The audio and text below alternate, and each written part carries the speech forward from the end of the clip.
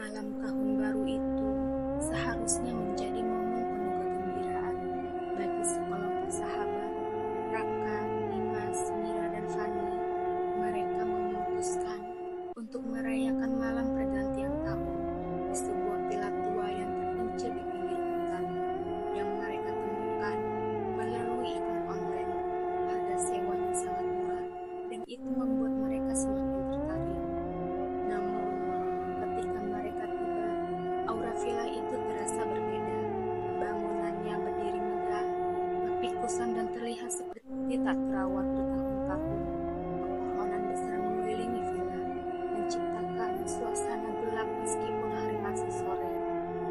Serem banget tempatnya, ujar Mira sambil memeluk lengannya. Ah, santai aja, Mir. Ini cuma villa tua, balas Dimas dengan nada santai.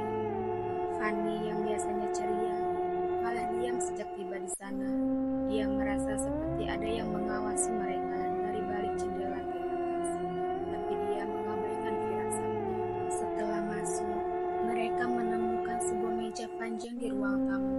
Di atasnya ada 4 gelas kristal berisi minuman merah, seolah sudah dipersiapkan untuk mereka. Tidak ada tanda-tanda pemilik villa, hanya surat kecil yang bertuliskan, "Selamat menikmati malam tahun baru kalian. Jangan keluar setelah tengah malam." Apa maksudnya ini?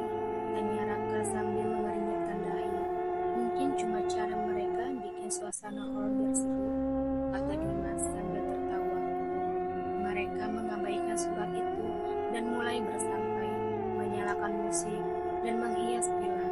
Tapi ketika jam mendekati tengah malam, hal-hal aneh mulai terjadi. Suara langkah kaki terdengar di lantai atas. Meskipun mereka tahu villa itu kosong, lampu berkedip-kedip dan suhu ruangan tiba-tiba menurun drastis. Fani, yang sejak awal merasa tidak nyaman, akhirnya tak tahan. Kita harus pergi dari sini sekarang, serunya panik. Tapi saat mereka membuka pintu, jalan setapak yang tadi mereka lalui sudah tertutup kabut tebal, dan suara seperti bisikan terdengar dari arah hutan. Di detik terakhir sebelum pergantian tahun, jam tua di ruang tengah berbunyi keras, menggetarkan seluruh villa. Saat lonceng terakhir berbunyi, mereka menyadari sesuatu yang mengerikan. Cermin di ruang tengah memantulkan 5 bayangan, padahal mereka hanya berempat. Keheningan mencekam. Setelah lonceng terakhir berdentang, mereka semua terpaku menatap cermin besar di ruang tengah. 5 bayangan berdiri di sana, tapi hanya ada 4 tubuh di ruangan itu. Siapa itu? Mira berteriak panik sambil mundur ke arah tembok. Sosok kelima di cermin perlahan memutar kepalanya ke arah mereka. Wajahnya tidak terlihat jelas, hanya berupa siluet gelap dengan senyum yang terlalu lebar. Raka mencoba tetap tenang. Ini pasti cuma ilusi. Kita semua kelelahan, katanya sambil memalingkan wajah dari cermin. Namun suara langkah kaki terdengar mendekat dari belakang mereka. Fani menjerit, "Dia di sini, dia bukan di cermin lagi." Ketika mereka berbalik, tidak ada siapa-siapa. Namun, udara terasa semakin berat dan suasana villa semakin mencekam. Tanpa pikir panjang, Dimas berlari ke pintu depan dan mencoba membukanya. Tapi pintu itu seperti terkunci dari luar. "Kita terjebak," serunya dengan nada putus asa. Sementara itu, Mira mulai mendengar suara bisikan di telinganya. Suara itu terdengar seperti seorang wanita yang tertawa kecil, tetapi penuh kebencian. "Kalian tidak seharusnya datang ke sini," bisik suara itu, membuat Mira memegangi kepalanya sambil menangis. "Kita harus naik ke atas," Raka berteriak, mencoba mengatur strategi. Mungkin ada jalan keluar dari jendela lantai 2. Mereka semua setuju meski enggan.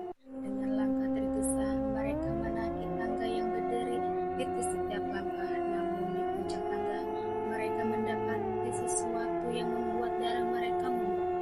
Di ujung lorong, seorang wanita bergaun putih berdiri membelakangi mereka.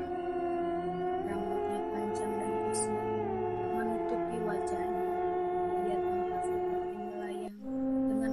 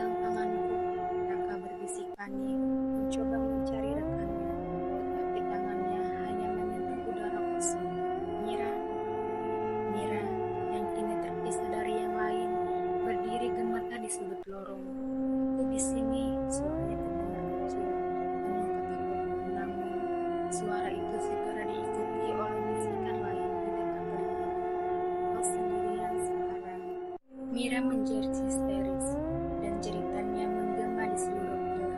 Raka, Dimas, dan Fani berusaha mencari sumber suara, tapi lorong itu seperti berubah menjadi labirin yang terus memutar mereka. Apa ini? Kenapa kita nggak bisa kembali ke tangga? Tanya Dimas. Frustasi. Ia mencoba meraba-raba dinding, tapi dinding itu terasa dingin seperti es, dan ada sesuatu yang licin seperti darah. Di ujung lorong, cahaya redup tiba-tiba muncul. Itu berasal dari pintu yang sedikit terbuka. Kita harus ke sana, ujar Raka dengan nada keras, mencoba mengendalikan situasi. Namun, Fani berhenti di tengah jalan, matanya melotot ke arah pintu itu. Jangan ke sana, ada yang menunggu kita. Dia mulai mundur dengan tubuh gemetar. Fani, kita nggak punya pilihan lain, balas Raka sambil menarik lengannya. Tapi saat mereka mendekati pintu itu, sesuatu muncul dari balik celah. Sosok wanita bergaun putih tadi berdiri di sana, tapi kini wajahnya terlihat jelas. Wajah tanpa mata, penuh luka mengganggar, dan senyum yang terlalu lebar hingga hampir merobek rahangnya. Dia tertawa kecil, lalu berbisik, satu dari kalian sudah kupilih. Tiba-tiba, Mira terseret ke dalam bayangan gelap di ujung lorong. Jeritannya menghilang begitu saja, meninggalkan yang lain dalam keheningan menggelap.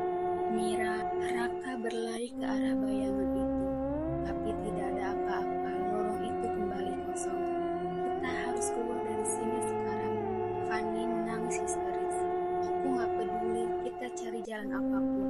Tapi villa itu seperti hidup.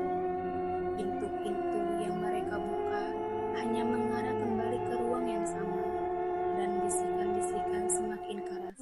Waktu terasa berhenti dan mereka sadar bahwa malam tahun baru ini bukan lagi tentang pergantian tahun, melainkan tentang bertahan. Raka, Dimas, dan Fani berusaha mencari jalan keluar. Villa itu kini benar-benar seperti labirin hidup, mengubah setiap lorong dan ruangan yang mereka masuki. Ini gak masuk akal.